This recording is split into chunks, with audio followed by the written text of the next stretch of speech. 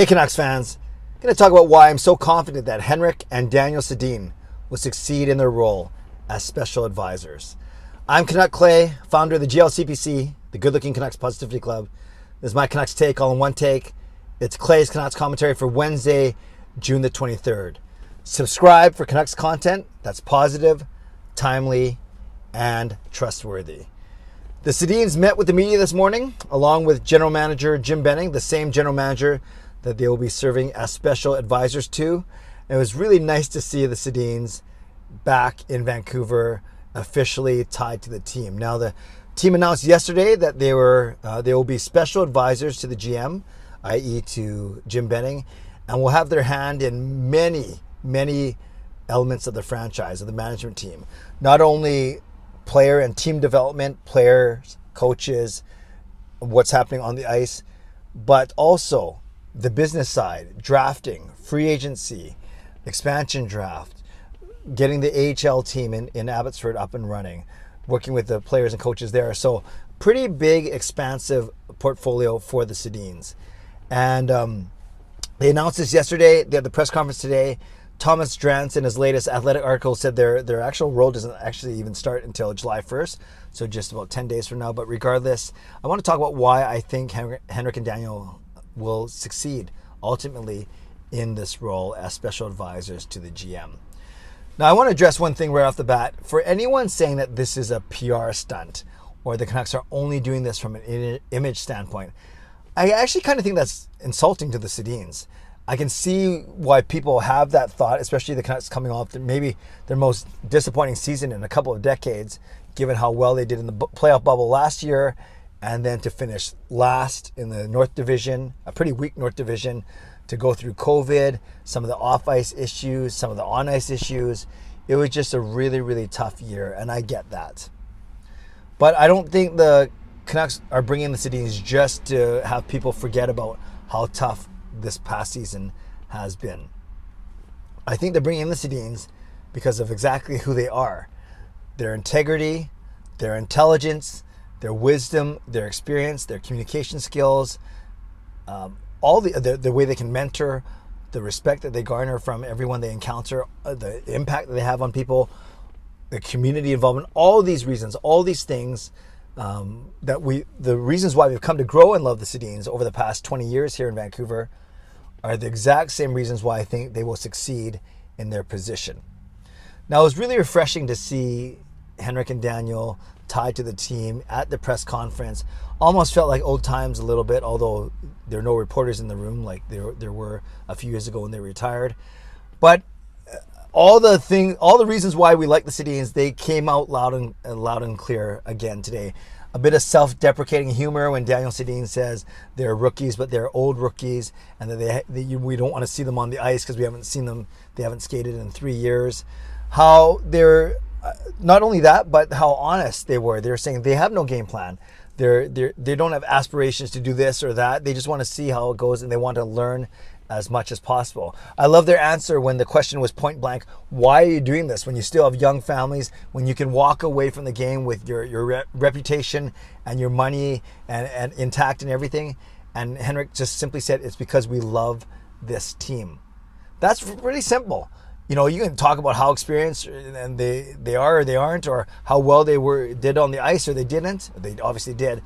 But for him to flat out say simply, and you should be able to answer anything, a vision statement, a mission statement in one clear, succinct way. And he did. He says, it's because we love this team. We love the people in it. We love the people, the city of Vancouver. We want to help build a winner. That's music to my ears. And that drive and that singular focus alone gives me a lot of confidence. It really does. I also liked a couple of things that they talked about when they're posed the question of what do the Canucks need to do to get over the hump, to get better, to rebuild, whatever it is. And they said in two different occasions in the interview, they said, number one, that you have to win your individual matchups. So Henrik and Daniel were saying, yes, of course, the team itself's got to be good, but the team is good, has a better chance of being good when you as an individual can win your individual matchup. Because it goes without saying, if everyone on the team wins, the majority of the people win their individual matchups, then they should come out ahead in the game. So that's one thing. And if you attack what they're going to do, if they attack it in the way they attacked opposing defensemen, opposing players, you got to be confident in that the Sedins will also win the matchups that they're going to be facing. Different type of matchups, business matchups, decision making, strategic decisions. But you got to be confident in the Sedins that way.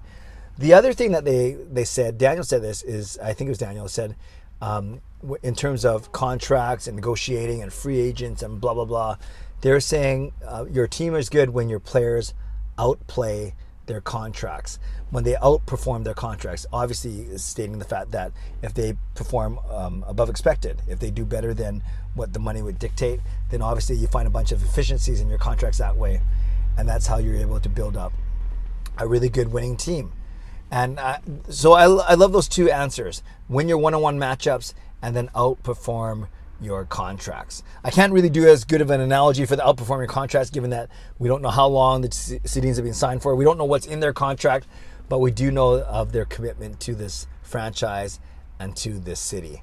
So I'm excited about that. The one other thing I want to talk, two other things I want to talk about really quickly is what will be interesting to me is, are they treated as a package deal in that they're not going to really split up roles. They're going to kind of enter into every role, decision, into every part of the team as partners, as a tag team, so to speak. Because on one hand, that would make sense because they're used to doing everything together and they have unbelievable chemistry, some of the best we've seen. But on the other hand, I would love them to take a bit of a divergent path. I would love one of them to be working more in atmosphere, another one working with more scouting, or one doing more business and one doing more on ice. Just because I don't want the Canucks to hamstring themselves into saying, yeah, we have two bodies here, but really they're only one person, one mind.